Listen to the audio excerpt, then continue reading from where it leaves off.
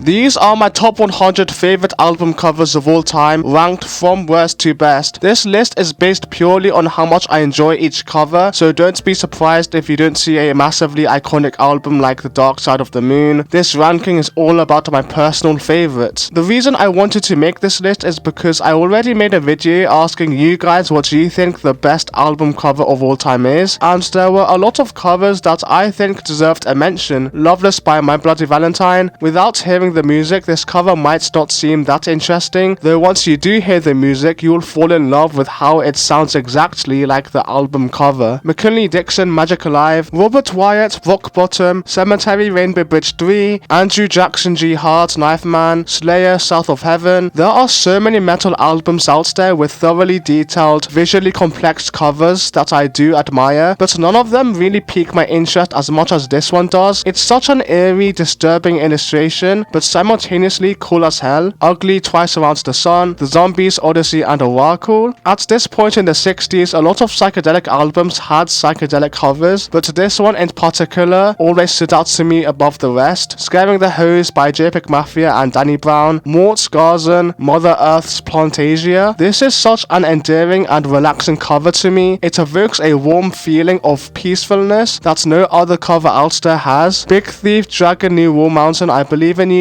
The cute sketch of the cozy animals sitting comfortably around the campfire accurately fits well with the comforting music on the album. My Beautiful Dark Twisted Fantasy. There were a lot of great artworks George Condo made for this album, and it's difficult to pick a favorite, but the bear, the lady holding the wine, and the sword in the head are all tied as first place for me. Roberta Flack, Quiet Fire. I love how the text goes around the afro in a circle. Rina Sawayama, Sawayama. Swan's White Light from the Mouth of Infinity. Fleetwood Mac Rumors. The Stooges Funhouse. Rage Against the Machine self-titled. This is such an incredibly powerful photo that expresses such an extreme rebellion against those in power, and really embodies what the band's music is all about. Blondie Parallel Lines. It's a really clever and striking way to tell the listener that Deborah Harry is the lead singer of the group. Tame Impala Currents. It's completely indicative of the trippy and psychedelic music on the album. Dope Smoker by Sleep. The desert scenery gives me a sort of similar vibe to Camel's Mirage for some reason, except it is more mysterious and intriguing in my opinion. Talk's Laughing Stock. Frank Zappa Hot Rats. I love how strange this photo is. The overly pink color palette is captivating, and I love that the photo of the person peeking over what I believe is a swimming pool reminds me of Pennywise peeking out the sewer. It's weird, but it's also full of personality, just like the music. Fleet Foxes, Helplessness Blues. Conan Linguists, A Piece of Strange. Shibusashi Razet, Shibubushi. Having all these different layers over each other sounds like it would look like a complete mess on paper, but whoever designed the cover art managed to combine them in a way that just makes sense. You can tell there's a lot going on, yet it isn't to the extent that it becomes an eyesore to look at. Heck, the wave painting is one of the most iconic artworks in Japanese art history, yet it took me quite a while to even notice that it was part of the album cover. It just blends in with the rest so seamlessly, just like the other layers this cover art has. Silver Juice, American Water. Pink Floyd, Animals. I love how much more captivating the subtle flying pig adds to the cover. I also love how dystopian the photograph of the Battersea power station looks overall, with all its dark colors, the smoke, the dark sky, and the clouds. It all adds to the dystopian nature of the lyrics in a sense. Joy Division, Unknown Pleasures. Sigur Rós Our Guidus Bajarian. Twin Fantasy, Car Seat Headrest. It looks like a simple drawing at first, but the longer you stare at it, the more you begin to notice how strange it really is. Glow On by Turnstile. The cover got me into the band when it first came out because I just thought it was a really beautiful painting. Also, the background animation in my YouTube shorts is literally inspired by the album cover, so I kind of have to include it on this list. Sophie, Oil of Every Pulse on Insides. Sweet Trip, Velocity, Design, Comfort. This cover is like the defining Y2K aesthetic cover. Brian Eno, Another Green World. The Roots, Things Fall Apart. Another powerful statement expressed through this devastating photo that ties in with the lyrics of some of the album's songs which speak on racism. Death Grips, The Money Store. I'm not a massive Death Grips fan, but I've always adored this cover. I find all the absurd details in the artwork so strange, yet the piece as a whole just works. It reflects the music itself in that sense. Loud, in your face, and chaotic, yet it still sounds amazing because everything somehow comes together. I also like the visual contrast between the two figures. The character on the left has a masculine physique, but wears female panties and has anime style eyes, while the character on the right has a feminine face and hair, but a hairy dad bod physique. It's a fascinatingly weird piece of art. Gabi Amarantos, Rock Dorido. This cover is like the wildest party you've seen in your life, and listening to the album makes you feel like you're in that party. Flower Boy, Tyler the Creator. I never really cared for Tyler's album covers up until Flower Boy dropped. I could just tell that Tyler was cooking up something good when I saw the cover for the first time. It also reflects the complete stylistic shift he's gone through, both musically and in the way he presents himself. This cover leans into a more feminine, endearing and mature feeling, which is completely the opposite of the covers that came before it. Dr. Dre The Chronic, De La Soul 3 Feet High and Rising. There's this youthful, silly, upbeat vibe that this cover expresses that is immediately attention grabbing. It's also a fantastic way to indicate what the album is going to sound like to the listener before they hear it. Maya by MIA. MIA was so ahead of her time during this point in her career. She was embracing these digital computer aesthetics on this cover years before those kinds of visuals became a major artistic trend throughout the 2010s and beyond. Joanna Newson Reese, Iron Maiden Powerslave. Iron Maiden has a bunch of amazing album covers, but this one takes the cake for me. I've always really liked artwork inspired by deserts, sands, or Egyptian culture, and this one happens to be one of the best in that lane. Prince Purple Rain. He just looks like such a badass in this photo. You can just see his confidence, and the floral borders add an elegance to the cover that I think works really well. The Strokes, Is This It? I will always choose this as cover over the other one. I love its simplicity and sensuality, if you could call it that. Flamboyant Dorian Electra. I love the clothes, the makeup, the amount of blue. It really lives up to the album title. Deltron 3030. There's something dystopian about this cover that I've always gravitated towards. In Rainbows Radiohead. There are a lot of great album covers that use typography, but In Rainbows is the most beautiful to me. I know people prefer the Kit A cover more, but the artwork of In Rainbows just gives me a very specific feeling that no other cover really has. To Pimp a Butterfly. I've always loved how the more you learn and understand about the album's concept and narrative, the more subtle details you begin to notice in its cover. Essentially, the more you listen to the record, the more fascinating the cover gets. Quadeca Vanish the Horizon Scraper. This cover always reminded me of this mobile game Two Dots. I've always been really drawn to the game's visual art style, and this cover brings me back to that same unique vibe it has. Nick Drake Pink Moon, Porter Robinson Nurture, Weezer Blue Album. They look so awkward in this photo. It just embodies the band's geeky and nerdy persona so accurately. I've always loved that about it, and it was inevitable that so many memes would come from this cover over the years. Harmonium La Cinq Saisons. It's an incredibly beautiful and surreal watercolor painting, I believe. Though when you look closely at the cover, you start noticing things you may have not seen before, such as the flowers having faces and the sky looking like ocean waves. Joni Mitchell, The Hissing of Summer Lawns. I know most people prefer other Joni Mitchell album covers, but in my eyes, I find this one to be by far her most interesting cover art. Osibisa Woyeya. Roger Dean has made a lot of amazing album covers over the years. This won't be the only cover of his on the list, but I've always liked the fictional creatures he paints, and this one in particular, alongside the swamp backdrop, looks like a strange tropical paradise. Stevie Wonder Fulfillingness's First Final. While it may not be his best album, it still has his best album cover by far, in my opinion. Yes, even a better cover than Songs in the Key of Life. Sade Love Deluxe. Bjork Post. I really like it when the musician's outfit matches well with the backdrop in their covers, and this one here is no different. The other alternative artworks are really cool too. David Bowie Aladdin Sane. Bowie was a one-of-a-kind musician who often reinvented his stage persona, changing the way he dressed and looked throughout different stages of his career. In my opinion, this was his best look. DJ Okawari Okawari Kaleidoscope. DJ Okawari has other album covers that are similar to this one, though I just find Kaleidoscope to have the most alluring blend of colors. Childish Gambino Awaken My Love. Childish Gambino did an amazing job at paying homage to the Maggot Brain album cover. Typically when musicians try to recreate or pay homage to classic covers, their execution isn't the best, but Awaken My Love is one of the best examples where it goes over successfully. It's clear that a lot of thought and effort went into creating this image. Mac Miller faces, Jizza Liquid Swords. I love how this artwork is very specific to Jizza's sound and style. It wouldn't fit if any other member of the Wu-Tang Clan had this cover. P.S. The fact it holds the 36th spot was genuinely not intentional. Breakfast in America Supertramp. It's such a cool idea to have these different kitchen items look like a city skyline, and it's mind-blowing that they actually built this and took a photograph according to my research. It looks like something that was made by computer software, and the touch of having the waitress who is acting as the Statue of Liberty in a different color to the rest of the skyline is the cherry on top. It really makes it stand out visually. Man on the Moon 3 Kid Cudi. Kid Cudi is someone who has a handful of terrible album covers, but also some really great ones. This one is one of the latter. A Tribe Called Quest, The Low End Theory, The Velvet Underground and Nico. I was never that big of a fan of Andy Warhol's art, to be honest, but this banana has always stood out to me as being so compelling. Lil Boat by Lil Yachty. This is just such a charming cover. I love how the red borders matches the boat and Yachty's overall. I love the simplicity, and I love how it shows the coordinates at the bottom. This is arguably the best album cover to have come out of the SoundCloud rap era. Outkast 80 Aliens. I wouldn't argue if someone were to say Aquemini had the better cover, but I just find 80 Aliens to be more unique, and it takes me to a specific world, whereas Aquemini doesn't really do that. NWA Straight Outta Compton, Melt Banana Fetch, Wish You Were Here, The Black Parade, Kara Kara Bonito, Bonito Generation. It's such a wholesome photo that flawlessly captures the youthful, joyous energy that the music has. I love how saturated the colors are as well, similar to how overly saturated a lot of YouTube videos aimed towards children are, again matching the youthfulness of the music. MF Doom Food. Just like many other MF Doom covers, this has a comic book art style, something I've always loved about his visuals, as he is based on Dr. Doom, a cartoon villain, and this is my favorite out of his comic book style album artworks. Danny Brown Atrocity Exhibition. This cover looks exactly how the music sounds, which always blew my mind considering how groundbreaking the music is. The fact that Danny Brown managed to find a cover that perfectly captures how the music sounds is crazy to think about. Wise Blood Titanic Rising. I admire the dedication that Wise Blood went to creating this photograph. She genuinely went underwater to take this photo, and the final result is one of the most stunning album photographs of the 2010s. Sgt. Pepper's Lonely Hearts Club Band. The idea of having all of these famous people, including the Beatles themselves, watching this fictional band wearing these signature iconic outfits is such a fun and creative concept. Relay Yes, In the Court of the Crimson King, Funkadelic Maggot Brain, Laurel Halo Quarantine, Random Access Memories. Album covers with split faces are atrocious most of the time, but Daft Punk nails it on this one, especially since the helmets are already so legendary anyway. Mad Villainy. I know people are gonna be mad that I placed this higher than